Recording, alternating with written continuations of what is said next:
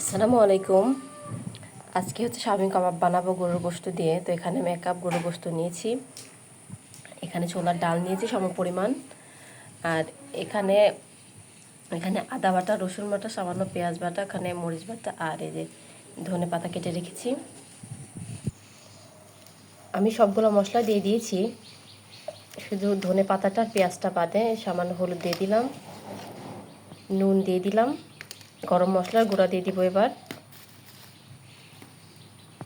এই যে গরম মশলার গুঁড়া দিয়ে দিলাম, জিরা ভাজার গুঁড়াও দিয়ে দিয়েছি আমি।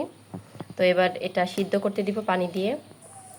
এবার এটা সমপরিমাণ পানি দিয়ে, ডাল আর গোশের সমপরিমাণ পানি দিয়েছি, আর এটা সুন্দর করে প্রেসারে ছিটি মেরে নিব মোটামুটি সিদ্ধ হয়ে যাওয়া পর্যন্ত।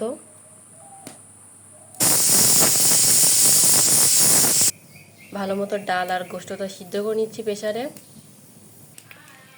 ডাল আর গোশতটা কিন্তু সিদ্ধ হয়ে গেছে, দেখতে পাচ্ছেন। আমি একটু কড়াইতে হালকা পানি পানি ছিল, এটা একটু শুকিয়ে নিলাম। এবার এটা পাটাতে বেটে নিব। দেখতে পাচ্ছেন শিলপাটা কিন্তু সুন্দর মতো বাটা হয়ে গেছে। এরকম দেখেন সুন্দর করে কিন্তু গোশগুলো বাটা হয়ে গেছে। এভাবে সবগুলো বেটে নিব। এই কিমার মধ্যে আমি কর্নফ্লাওয়ার, এখানে একটু আদা বাটা, একটু জিরা বাটা, ধনে পাতা দিয়ে দিয়েছি, আর পেঁয়াজ দিয়েছি, আর একটু গরম মশলার গুঁড়া দিয়েছি, আর সামান্য করে জিরা ভাজার গুঁড়া দিয়ে দিয়েছি, আর একটা ডিম দিয়ে দিব। দিয়ে সবগুলো মশলা সুন্দর করে মেখে নিব।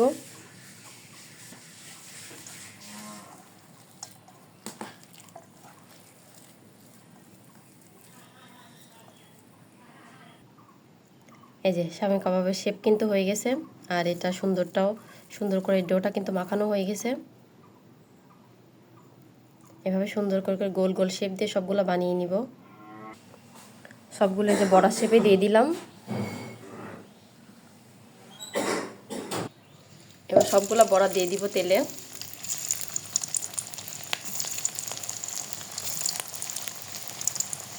আস্তে আস্তে সুন্দর করে উল্টে পাল্টে সবগুলো ভেজে নিব।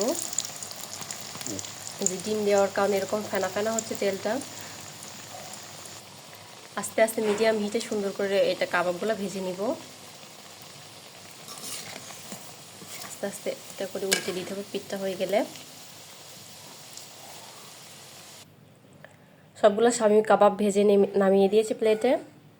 তৈরি হয়ে গেল মজাদার গরুর গোশতের শামি কাবাব। কাবাবটা কিন্তু খেতে খুবই টেস্ট আর খুবই মজা হয়েছে। আপনারা অবশ্যই বাসায় বানাবেন, খুব ভালো লাগবে। তো আজকে বানালাম হচ্ছে গরুর গোশত দিয়ে শামি কাবাব।